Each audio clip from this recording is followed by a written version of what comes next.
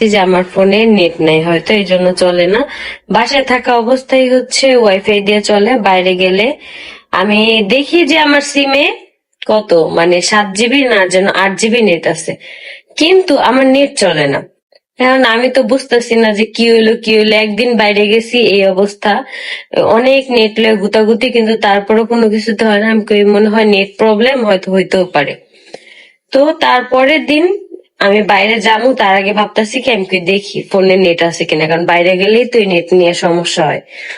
তো হঠাৎ করে আমার মাথায় আসলো কি, যে আমি দেখি তো আমার মানে সিমের যে নেটওয়ার্কটা যেই সিমে দেওয়ার কথা, ওইখান থেকে অফ করে তারপর আবার অন করি, তাইলে হয়তো নেটটা আর কি আমি পাবো।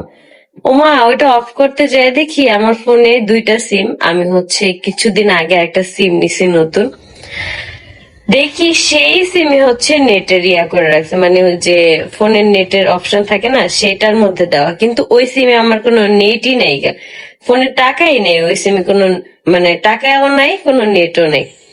তো আয়াস হচ্ছে এই কামটা করছে, আমার ফোন নিয়ে আন্দাগুন্দি ও টিপে কত কত জায়গায় কল যায় আল্লাহই জানে। এরকম একটা অবস্থা।